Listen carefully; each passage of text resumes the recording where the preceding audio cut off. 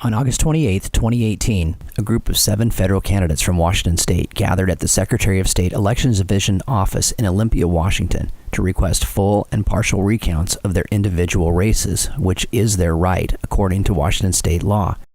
It was a diverse group of political candidates from across the political spectrum, both primary winners and losers, men, women, and various ethnicities. The group had come together to request direct citizen oversight of the Washington state election system by random and unexpected recounts in order to verify the veracity of the reported counts or to bring to light any discrepancies. We decided that based on Washington state law, we were able to request for a small fee partial recounts of these races.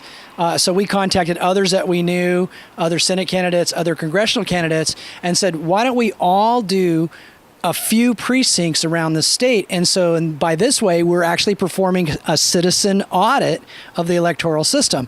Today, I'm here at the Board of Elections here in Olympia, and we are asking for a recount. We're asking for clarification, transparency, and honesty in our elections. I'm here because our elections are in crisis.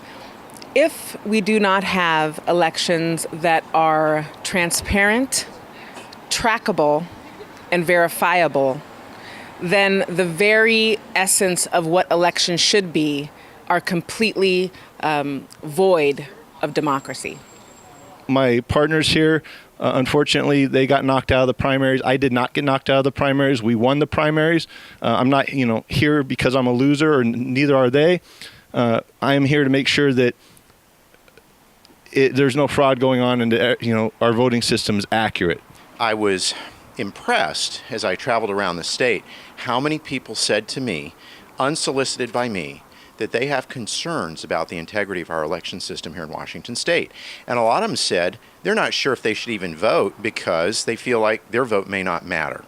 And even if there's no problem with the integrity of our elections, if a lot of people are feeling that way, it's time to take a look. And that is the reason I'm here today. That is the reason we want to see a hand-counted vote and know what is going on in our state. According to Washington state law, qualified candidates are allowed to request full or partial recounts of races they are in by filing a written request and paying a deposit of 15 cents per ballot for a machine recount or 25 cents a ballot for a hand recount. All the candidates opted for hand recounts, since the ease of hacking and modifying election totals on ballot counting machines is well documented. The candidates were informed at the time of filing that the cost for a recount could be greater or less than the deposit amount, and they could receive either a refund for overpayment or be responsible for covering any underpayment. At the very end of the business day on Friday, August 31st, before a 3-day holiday weekend, the candidates received emails from the Secretary of State informing them that the deposits they paid were, according to the counties, quote, a very small portion of the actual cost of the recount.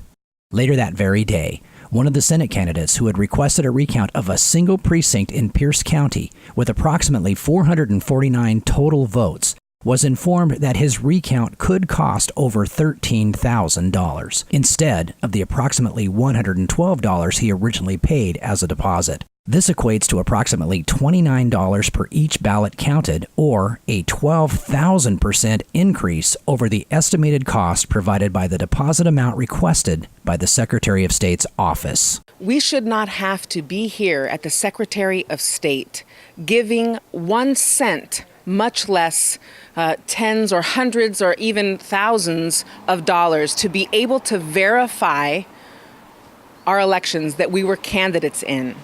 But that's not the case. Unfortunately, none of us have the money required by Washington state statute to pay for such a recount. It would cost over $500,000 as an initial deposit, and there could be additional fees on top of that the individual counties would assess when they actually do the counts. None of our campaigns and none of us personally have access to that kind of capital. So we're requesting to the Secretary of State that they will waive the fees and do these statewide counts. And the congressional candidates are doing the same thing in their congressional districts. We are told that we have to trust individuals, that it's being done as it's being said that it's done. And the truth is, elections should not be based on trust. Elections should be based on actual fact, verifiable systems.